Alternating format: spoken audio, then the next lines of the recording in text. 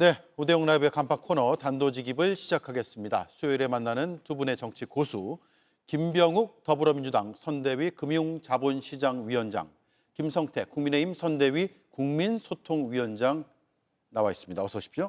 네, 안녕하세요. 예. 자, 이수진 앵커가 브리핑하겠습니다. 어느 선거든 2, 3위 후보가 1등 후보를 공격하는 전략은 어렵지 않게 찾아볼 수 있습니다. 그런데 김문수 후보 캠프의 이재명 때리기는 타격점이 잘 안 맞는 것 같습니다. 어제도 국민의힘 비대위에서 배우자 토론을 제안했다가 오히려 김건희 여사의 기억만 소환했다는 평가가 나왔는데요. 결국 하루 만에 이렇게 비대위가 사과를 했습니다. 오늘 김건희 여사 문제에 대한 당의 진심 어린 반성과 사과의 말씀을 드리겠습니다. 국민의힘은 김건희 여사의 과거 행위에 대한 국민의 우려를 헤아리지 못한 점에 대해 국민 앞에 정중히 사과드립니다. 국민의힘은 이 문제를 깊이 반성하며 근본적으로 변화하겠다는 다짐을 드리겠습니다. 이준석 후보는 이재명 후보의 경제관을 비판하면서 파고들고 있는데요. 보수적인 경제 학파에서 케인즈주의자들을 비판하면서 이야기할 때 이거 돈 갖고 장난쳐봤자 되는 일이 없다라는 걸 보여주기 위해 가지고 만든 이런 차트거든요. 실제 뭐 조롱하기 위해 가지고 호텔에 나중에 돈을 갖다 준 주체가 무슨 뭐 성매매 여성 뭐 이렇게 돼 있어요. 미국의 하나의 인터넷 밈 같은 거를 그거를 대한민국의 뭐 대표적인 경제 정책인 것처럼 대선 유력 주자가 지금 이야기하고 있는 겁니다.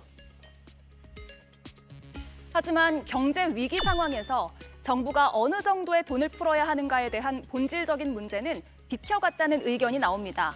실제로 1분기 경제 성장률은 마이너스 0.2%로 역성장을 기록했고 KDI는 올해 우리나라 성장률이 0.8%에 그칠 거라고 전망해서 그야말로 비상 상황입니다. 그래서 적극적인 재정 정책이 필요하다는 상황이라는 견해도 있습니다. 이재명 후보 측에선 이준석의 무지이고 왜곡이라면서 곧바로 반박했습니다.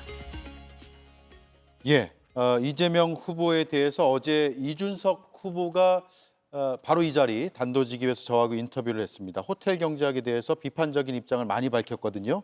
이에 대해서 일단 반론을 듣는 시간을 가져보겠습니다. 제가 김병욱 의원 나오면 반론 내용을 좀 질문 드리려고 했는데 이미 페이스북에 많이 쓰셨더라고요. 예. 첫 번째 질문. 이준석 후보의 주장 중에서 먼저 내용적인 면이거든요. 네. 어떤 내용적 문제가 있다고 반박하시는 겁니까?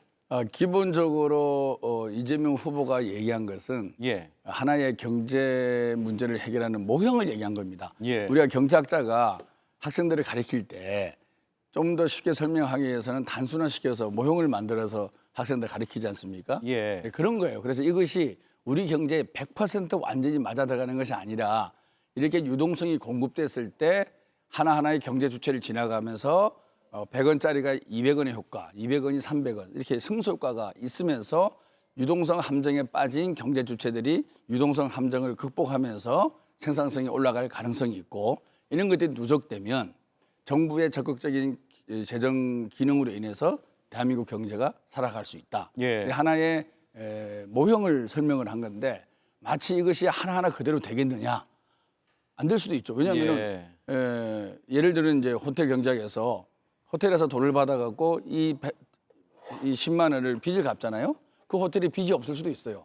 하나하나 예를 들면 틀릴 수는 있는데 큰 틀로 봤을 때 경제 주체 간의 유동성이 이동됨으로 인해서 다양한 경제 승소 효과를 기대할 수가 있다는 거고요. 네. 핵심적인 것은 자 경제가 민간에 자율적으로 맡겨놨을 때 시장이 잘 돌아가면 정말 좋죠. 그런데 시장이 그 기능을 상실할 경우가 있거든요. 그 기능 그럴 때 거기 소위 말해서 이제 시장이 함정에 빠지거나 여러 가지 자본주의 실패가 있지 않습니까? 그럼 정부는 어떻게 되느냐? 지금처럼 자생적으로 민간에서 경제 동력이 없을 때 정부가 일정적으로 재정적 투여를 통해서 그것을 돈을 돌게 하는 역할을 해야 되는 거 아니냐. 쉽게 해서 정부의 마중물 역할을 강조한 하나의 우화를 설명한 거죠. 예. 그리고 이거는 폴 크루만이라고 하는 노벨 경제학자도 이 논리를 주장을 하고 있습니다. 예. 뭐 협동조합의 사례를 들면서 유동성 함정에 빠진 그 작은 경제가 유동성 공급으로 인해서 좋아지고 있다. 그런 설명을 하고 있고요. 그다음에 금융위기 때도 미국의 금융위기 때도 미국의 이런 기구를 만들어서 네.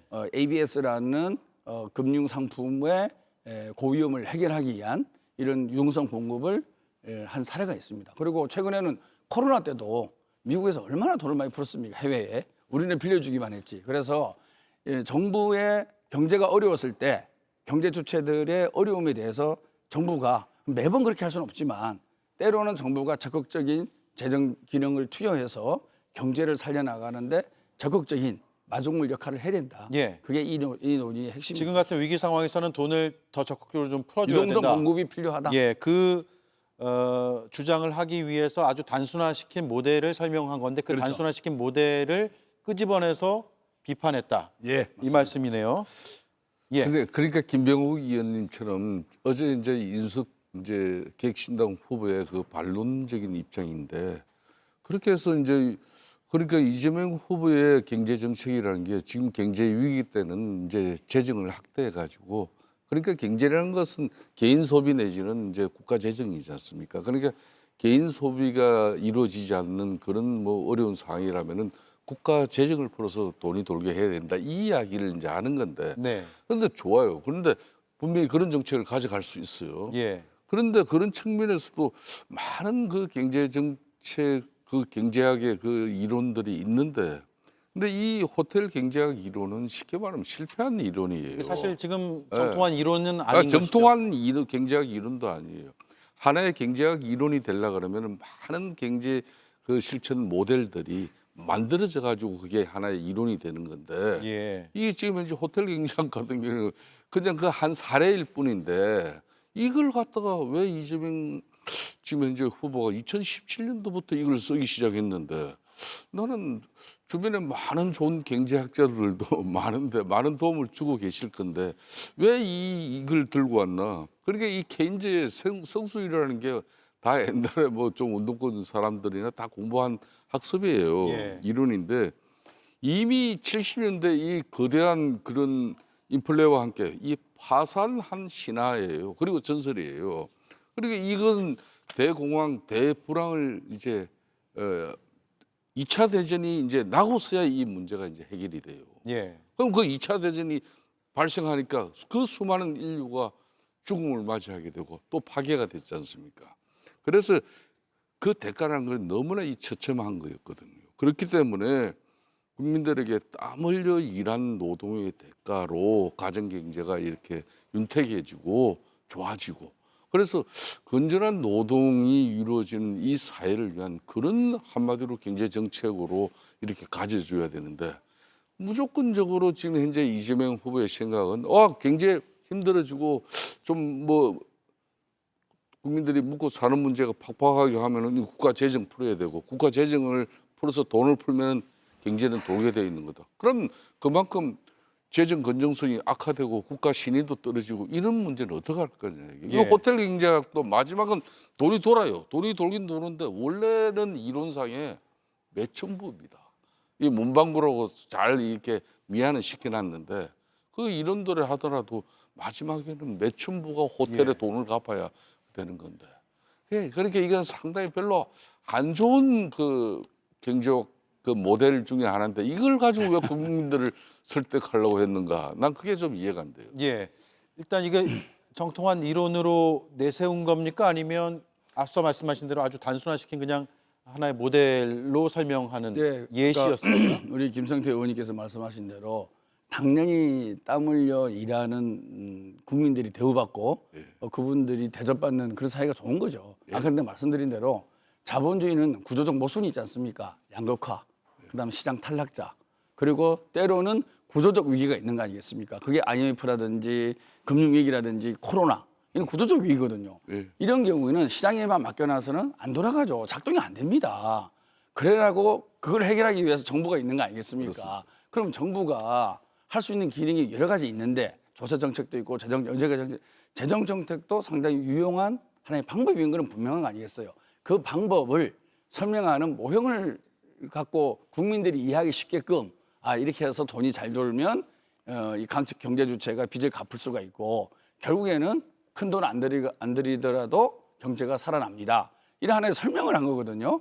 이것을 이재명 후보가 경제 이론을 국민들한테 얘기한 것도 아니고 이런 정부의 적극적 재정 기능의 긍정적 효과를 이 선순환하는 현금 흐름을 통해서 국민들한테 설명하는 거에 불과한 거죠. 근데 이것을 마치 왜 경제 이론이 뭐 있냐 또 뭐 사이비 경제 이론 이런 식으로 이제 몰아세우는 거 아니겠습니까? 예. 전혀 안 맞고 우리 경제를 살리기 위한 민간의 영역, 정부의 역할, 다양한 기능이 있는데 그중에서 정부의 재정적 기능을 잘 활용해서 지금 어려워지고 있는 민생 경제, 특히 골목 경제를 살릴 수 있는 방법이 없을까? 그런 측면에서 정부가 지역의 화폐를 통하든 민생 지원금을 통하든 재정적 유동성 공급을 통해서 각 경제 주체의 어려움을 조금이나 해결해 주는 그런 기능을 정부가 해보자는데 이게 왜 비판의 대상이 되는지. 그러니까 이제 제가 좀 정리해 드리면은 이제 우리 김병욱 의원 같은 경우는 민주당 내에서도 상당히 금융 그리고 경제에 이렇게 식견이 참 좋은 훌륭한 예. 의원이에요. 지금 금융자본시장위원장까지 맡고 네, 있잖아요. 그렇습니다. 예. 근데 이제 원래 이재명 대표가 이 호텔 경제학이라는 걸 들고 놓은 게 이게 원래는 이제 자신이 기본소득 그 부분을 논리적으로 좀 이걸 갖다 이론적으로 뭔가 배경이 있는 그런 모델로 가지고 이제 국민들을 설득하는 그런 이제 하나의 도구로 쓴 거예요. 근데 이제 문재인 정권 때도 보십시오. 소득주도 성장이라는 게 결국은 이제 그게 실패하는데 그나마 소득주도 성장이라는 것은 이론적 어떤 근거가 희미하게라도 좀 있어요. 근데 이 호텔 경제학은 절대 이론적 근거가 될 수 없는 거예요. 그렇기 때문에 제가 아까 이야기한 네. 국가가 뭐 긴급하게 코로나 팬데믹 상황이라든지 또 뭐 IMF처럼 금융 위기가 발생한다든지 이렇게 해서 국가 재정이 한없이 들어가더라도 그 위기 상황을 돌파하기 위한 그런 경제 정책은 필요한 거죠. 그렇지만은 일상적인 경제 상황을 갖다 고려하면은 국가의 부채가 무한정으로 늘어나는 그런 재정 정책을 가지고 국민들에게 땀 흘려 일하는 그런 노동의 대가를 소중하게 만드는 그런 세상 사회를 갖다가 접어두고 국가 재정에 의존하는 그런 사회가 돼버린다면 대한민국의 미래는 어떻게 되겠냐. 그 문제를 지적하는 거니까. 알겠습니다. 잠깐만요. 요거는 그러면 극단적 비유죠. 예, 그렇다면 이재명 후보가 어제 오후 파주에서 유세할 때 문제 제기를 이제 다른 후보 측에서 하니까 반박하면서 한 발언이 있습니다. 일단 듣고 오겠습니다. 돈이 돌기 때문에 돈이라는 말도 있어요. 우리 옛날 할머니가 해주신 말인데 경기가 이렇게 나쁘면 소비를 진작을 해야 될 거 아닙니까? 동네 돈이 돌게 해야 될 거 아니에요. 동네 가게에 돈이 돌면 치킨 가게 주인이 그걸로 매출이 늘 거 아닙니까? 그 치킨값 받은 그 주인이 막걸리도 한 잔 먹을 거 아닙니까? 치킨 가게 주인이 닭도 사야 되고 양념도 사야 되고 그러면 동네 경제 조금 나아질 거 아니에요. 이런 거를 승수 효과라 그래요. 근데 이걸 모르는 바보들이 있어요. 예. 자, 그래서 제가 이렇게 한번 질문을 한번 제안을 해보겠습니다.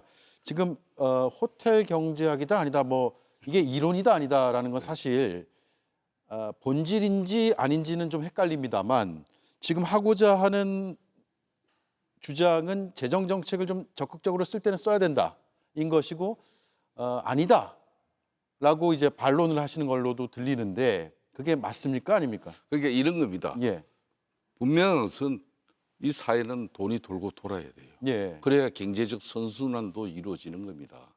그리고 이제 국민들의 삶의 질도 나아지고 윤택해지는 겁니다. 근데 그 돈이 들게 하는 요체는 쉽게 말하면 자유민주주의 체제에서 시장 경제가 그 돈이 돌게 하는 것이 정부가 인위적으로 국가 재정을 통해서 한없이 그 돈을 돌게 하는 건 아니에요. 결국은 자꾸 국가 재정가 우리가 또 돈을 찍어내는 흔히 말하는 나라도 아니었습니까? 미국이나 일본처럼 국제 통화로서의 어떤 그런 가치가 아직까지 원하는 그 정도까지는 가지는 않고 있는데 기초국가가 아니란 말입니다. 그런데도 불구하고 계속 돈을 찍어서 국가 재정으로 투입해가지고 돈이 돌게 하면은 대한민국이 잘 사는 나라가 된다. 그게 이제 기본소득이 또 기본 경제로 이렇게 발전하는 그런 방식은 위험하다는 이야기예요. 가령 제가 김병욱 의원님한테 5천만 원을 꺼줬어요. 5천만 원을 꺼주고 제가 매월 4천만 원씩 이번에는 4천만 원 받고 1천만 원 김병욱 의원 쓰세요. 그럼 저는 4천만 원의 수입이 생겼어요. 그럼 제가 돈이 버는 겁니까? 저는 이미 5천만 원을 꺼줄 때는 저에게는 이미 마이너스 손실이 발생돼 있던 겁니다. 예. 그걸 4천만 원 빌려준 걸 4천만 원, 5천만 원에서 4천만 원 받으면 그걸 돈을 번 걸로 이렇게 착각하고 또 좀 상당히 망상적인 어떤 그런 논리에 집착돼 가지고 국민들을 위험하게 만들 수도 있다는 그 이제 지적을 중요한 우리는 계속 하고 중요한 있는 것은 그거죠. 현 상황을 어떻게 진단하냐가 핵심이죠. 예. 지금 1사분기 경제성장률이 마이너스 0.2% 아니겠습니까? 그리고 고금리로 인해서 많은 국민들이 이자 내다가 가처분 소득이 거의 줄어들고 있는 겁니다. 그거는 다 알잖아요. 그리고 우리 동네 가보면은 골목 상권이 다 죽었습니다. 지금은 그냥 가만히 놔둬갖고는 자동적으로 민생 경제가 살아날 가능성이 적다라는 게 많은 전문가들의 판단 아니겠습니까? 예. 그리고 일상적일 때는 우리 의원님 말씀이 맞아요. 왜 정부가 개입합니까? 시장이 잘 작동되게끔 모니터링만 하면 됩니다. 그런데 지금은 그 일상적 상황이 아니라는 것들이 중요한 거죠. 그럼 이 아닌 상황에서 그럼 정부는 가만히 있습니까? 저는 아니라고 봅니다. 아닙니다. 김 의원님. 잘못 가서 그러니까 제 말씀요. 그러니까 이럴 때는 예. 물론 금액을 얼마로 할 거냐는 여야 간에 또 차이가 있는 거죠. 적당한 선에서 여야 간에 합의를 해서 마중물 역할을 할 수 있는 재정적 지원은 필요하죠. 이것을 매년 매분기 하자는 얘기가 아니지 않습니까? 지금 어려우니까 너무나 힘드니까 국민들의 숨통을 트여줄 그런 유동성 공급은 필요하다는 판단인 거죠. 예. 기업도 보면 흑자 부도라는 게 있지 않습니까? 유동성 공급을 잘해주면 그 기업이 살아납니다. 좋습니다. 가게도 마찬가지죠. 자, 알겠습니다. 예. 자, 이게 그런 측면에서 이해도 해주셔야죠. 다음 주제도 있어가지고요. 제가 한 말씀만. 한 말씀 드릴게요. 정부의 짧게요. 경제 정책이라는 것은 시장에서 불공정한 거래가 일어나든지 그럼 대기업의 갑질로 인해 가지고 협력하도 이 계약 관계가 불공정 계약 관계가 돼 가지고 엄청난 사회적 갈등 양극화가 해소될 때 그 불공정 계약이나 거래를 바로잡는 게 정부의 기능이고 그거는 선 경제가 되기 위한 그런 하나의 정부의 수단이거든요. 예. 이렇게 작동인데 제가 하는 이야기는 지금 경제가 어려워요. 어려운 가운데서도 그래도 열심히 살아가는 대다수의 국민들입니다. 그렇지만 이 경쟁에서 밀려나고 실패하고 그런 분들은 또 국가 재정을 사회복지를 통해 가지고 구제해주고 또 그분들이 다시 경제가 설 수 있게끔 또 노동이 제대로 작동될 수 있게끔 그걸 정부가 도와주는 것이지. 제가 이제 그러니까 이해는 충분히 해요. 그러니까 IMF 때나 코로나 팬데믹 때처럼 이런 국가적 위기 상황이면은 지금 이재명 대표 후보의 그 이 말씀이 올 수가 있는데 평상시적인 국민들 이 경제는 또 이재명 대표의 이런 케인즈의 성수 이론까지 갖다 대면서 이렇게 한다는 것은 좀 무리가 있다. 예. 이야기. 과거 보수 정권에서도 채무 탕감을 많이 했습니다. 왜 했겠어요? 채무 탕감을 해줘야만이 그 국민이 소비 여력이 생깁니다. 채무를 계속 떠안고 있으면 영원히 소비할 여력이 없어요. 국가가 경제를 살리기 위해서는 소비 주체들이 돈을 가지고 소비를 하게끔 만들어줄 역할도 정부의 역할입니다. 그런 부분을 다 감안을 해서 과연 정부가 어떤 역할을 하는 것이 이 경제 상황에 좋은 정책인가를 판단해야 되는데 지금은 정부가 손 놓고 있을 시기는 절대 아니다. 예. 유동성 공급을 통해서 민간의 주머니도 좀 채워주고 그 주머니가 채워지면 소비를 할 거 아니겠습니까? 그럼 소비를 하면 그 소비가 연쇄 반응을 일으키겠죠. 그 연쇄 반응을 성소효과를 하는 지금 거고요. 김 의원님 그 그런 말씀은 성소효과를 문재인 정권에서 기대하면서 소득주도 성장 정책으로 이미 실패를 해버렸어요. 아닙니다. 그걸 다시 소득주도 그 많은 성장은 경제 정책이 문재인 정부 때는 있는데 임금주도 성장이 되는 바람에 첫 단추를 잘못 낀 거죠. 그 잘못된 거죠. 네, 이제 임금주도 정책은 넘어가시죠, 잘못된 뭐. 거죠. 예. 화면 우측 상단에 논쟁 예고가 나가고 있는데요. 논쟁인 줄 알았습니다. 예.